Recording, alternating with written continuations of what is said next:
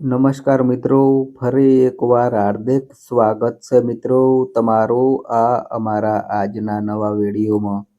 મિત્રો, આંખોમાંથી આંસુ રોકાતા નથી, શ્વાસ તમારો ભારે લાગે, અંદરને અંદર છેલ્લા શ્વાસો તમે ગણી રહ્યા હોય, છેલ્લામાં છેલ્લા શ્વાસ તમે ગણી રહ્યા હોય અને એટલા ભારોભાર ભરોસોમાં મેલડી ઉપર હોય, દુઃખના આંસુ હોય, વિહરના હોય અને મિત્રો જીવનમાં બધું ઢળી ગયું હોય, પડી ગયું હોય, વેરાઈ ગયું હોય, કોઈએ તમને દગો આપ્યો હોય, કોઈએ વિશ્વાસઘાત કર્યો હોય, કોઈએ તમારા જોડે છેતરપિંડી કરી હોય અને મિત્રો જીવનમાં ચારે બાજુથી દસે દિશાઓથી બધા દુઃખના જ વાયરા વાયા હોય અને મિત્રો છેલ્લામાં છેલ્લો શ્વાસ તમે ગણી રહ્યા હોય, એટલા ભારોભાર જો તમે વિશ્વાસમાં મેલડી ઉપર હોય તો પછી તમારે ડરવાની કે ગભરાવાની, ચિંતા કરવાની કે હવે શું થશે, આનું શું પરિણામ આવશે, એવી કશું જ ચિંતા કરવાની કોઈ જરૂર તમારે રહેતી નથી મિત્રો। તો મિત્રો, માં મેલડી એવી શક્તિ છે કે જે નવદુર્ગાના રૂપમાંથી બનેલી છે અને મિત્રો એને કોઈ પણ સંકટ, કોઈ પણ કારણ, કોઈ પણ વસ્તુ એને નડતી નથી। માં મેલડી નવદુર્ગાના 9 સ્વરૂપમાંથી, 9 દેવીઓના 9 સ્વરૂપમાંથી બનાવેલી એક આદ્યશક્તિ જગદંબા મેલડી છે અને મિત્રો એ મેલડીની કૃપા જેને મળી જાય એને વાત જ શું કહેવી, કાંઈ કહેવાનું બાકી રહેતું નથી મિત્રો। એવી માં મેલડી જેને કૃપા મળી જાય, મેલડીની કૃપા મળી જાય, માં મેલડીના આશીર્વાદ મળી જાય, એનું જીવન ધન્ય બની જાય। મિત્રો, મારો કહેવાનો અર્થ એટલો જ છે કે જ્યારે તમારો ખરાબમાં ખરાબ સમય ચાલી રહ્યો હોય, કંઈ ના હોય તમારા જોડે, માત્ર ને માત્ર માં મેલડી ઉપર વિશ્વાસ હોય, ભરોસો હોય, શ્રદ્ધા હોય, ભક્તિ હોય અને મિત્રો માં મેલડી કરે એ જ ખરું। એટલા ભારોભાર જો તમને વિશ્વાસ હોય, તમારો છેલ્લામાં છેલ્લો વિશ્વાસ માં મેલડી ઉપર ભરોસો મૂકી દીધો હોય કે માં મેલડી હવે તું મારે તોય તું અને મિત્રો માં તારે તોય તું, જે થયું, જે ગયું અને જે થવાનું છે એમાં તને ખબર, હું કશું જાણતો નથી અને હે માં મેલડી, જાણે અજાણે મારાથી ભૂલ થઈ ગઈ હોય તો મને તારો બાળ જાણી મને માફ કરજે। હે માં દયાળી, હે માં કલ્યાણી, હે માં મેલડી, સોરું કસોરું થાય, માવતર કમાવતર ન થાય। માં એક તારો વિશ્વાસ, એક તારો ભરોસો અને એક તારો આધાર। માં મારી જે જાણે અજાણે ભૂલ થઈ ગઈ હોય, તમારા આત્માથી, તમારા મનથી તમે એટલો ભાવ માં ઉપર ઢાળી દો કે માં મેલડી 100% તમારા ધારેલા બધા કામ પૂરા કરશે મિત્રો। અને મિત્રો આટલો વિશ્વાસ માં મેલડી ઉપર હોય તો જ માં મેલડીની ભક્તિ કરવી, માં મેલડીનું સ્મરણ કરવું અને એના આધારે જીવનને સમર્પિત કરી દેવું। આધારમાં મેલડી તારો તો મિત્રો ખરાબમાં ખરાબ સમય ચાલી રહ્યો હોય ને ખરાબમાં ખરાબ સમય કે તમારું આ જીવનમાં હવે કોઈ નથી અને તમને દુશ્મનોએ હરાવ્યા છે, કોઈએ તમને છેતરપિંડી કરી છે, તમારા જોડે દગો કર્યો છે, તમારા જોડે વિશ્વાસઘાત કર્યો છે, તમને કોઈ પોતાનાએ તમને એવો ઘાત માર્યો છે કે રોજાય એવો નથી અને હવે તમને માં મેલડી ઉપર જ ભરોસો છે. તો મિત્રો માં મેલડી જે કરે ને એ જ થાય, બાકી દુનિયામાં કશું થાય નહીં.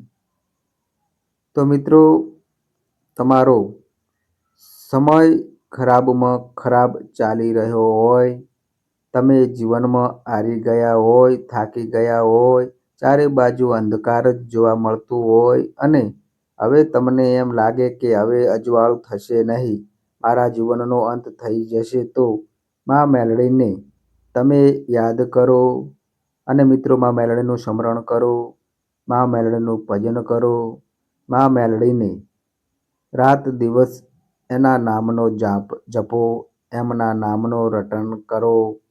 તો મિત્રો માં મેલડી જરૂર જરૂર જરૂર તમારો પોકાર સાંભળશે અને મિત્રો તમારો નાથ સાંભળશે અને તમારા દુઃખોમાં તે ઝડપથી દોડી આવશે મિત્રો. તો મિત્રો કહેવાનો મારો અર્થ એ છે કે દુઃખમાં માતા મળે આ 100% વાત સાચી છે, પણ મિત્રો દુઃખ કોને પડે કે જેને મહાન બનવું છે, જેને મોટું થવું છે, તો માં મેલડી એને વધારે દુઃખ આપે છે. જેમ સોનું થવું હોય તો એને ટીપવું પડે, ગરમ થવું પડે, એને એકદમ બળી જવું પડે ત્યારે સોનું થવાય. ઘી બનવું હોય તો ઘીને પણ દૂધમાંથી દહીંને, દહીંમાંથી માખણ વલોવીને કાઢી અને માખણમાંથી એને ગરમ તવા પર તપાવી અને પછી ઘી બને. એમ દુઃખ એટલા માટે પડે કે જ્યારે તમારા જીવનમાં સોનાનો સૂરજ ઉગે. દુઃખ એટલા માટે પડે છે કે તમને કોઈ મહાન બનાવવા માટે માં મેલડી જેવી શક્તિ તમને મદદ કરી રહી છે મિત્રો. કારણ કે મિત્રો દુઃખ એવાને જ પડે કે જેને મહાન બનવું છે, જેને આગળ વધવું છે.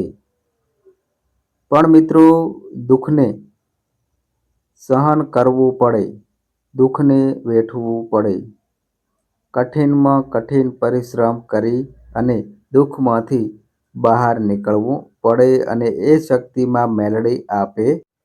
અને મિત્રો મેલડી તમને બધુંય આપે, પણ મેલડી આશીર્વાદ આપે, તમને દુઃખ સહન કરવાની શક્તિ આપે, પણ કાર્ય તો આપણે કરવું જ પડે, કર્મ તો આપણે કરવું જ પડે. કર્મ વગર ઉદ્ધાર નથી. બેઠા બેઠા કોઈને કશું મળતું નથી મિત્રો. કર્મ કર્યા વગર કશું ફળ પ્રાપ્ત થતું નથી મિત્રો. તો મિત્રો માત્ર ને માત્ર માં મેલડી એવી આદ્ય શક્તિ છે કે જેનું નામ લેવાથી પણ આપણા ભવના જીવનના તમામ દુઃખનો અંત થાય છે મિત્રો. તો મિત્રો માં મેલડીને યાદ કરીને એમના નામનું સ્મરણ કરો.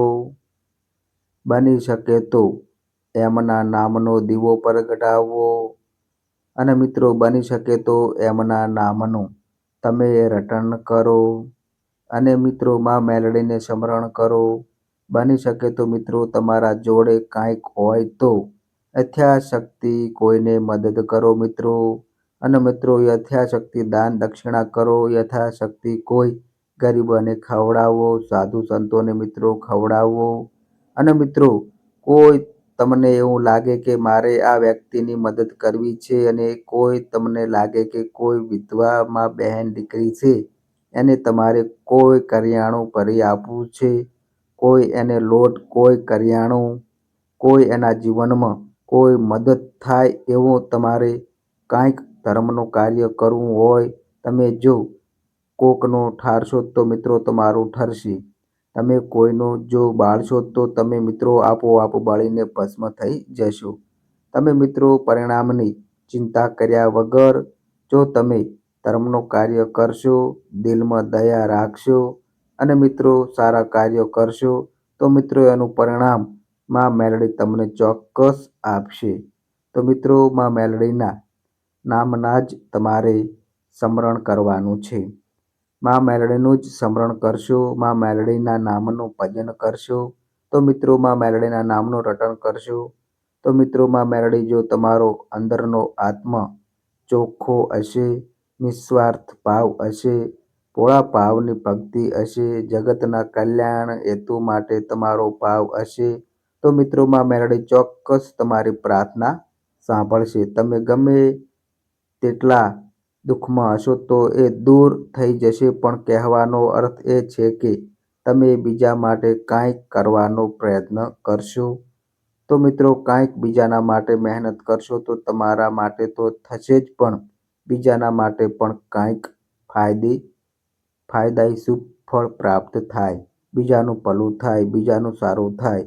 કોઈ પણ જીવ હોય, પશુ હોય, પ્રાણી હોય, ઢોર હોય, ઢાંખર હોય, માનવ હોય, તમારા જીવનમાં તમને એવું લાગે કે કોઈની મદદ કરવી છે, મા, બેન, દીકરી, ગાય, કુંવાસીની, તમને એવો ભાવ તમારો લાગે કે તમારે કાંઈક શૂરવીરતા કરવી છે, તમારે કોઈ દાનવીરતા કરવી છે, તમારે જીવનમાં સફળ કરવું છે તમારા જીવનને અને કોઈ ધર્મનું કાર્ય કરવું છે તો ભગવાનની માં મેલડીની, તમારા કુળદેવીની ચોક્કસ કૃપા થાય અને તમે જીવનને ધન્ય બનાવો.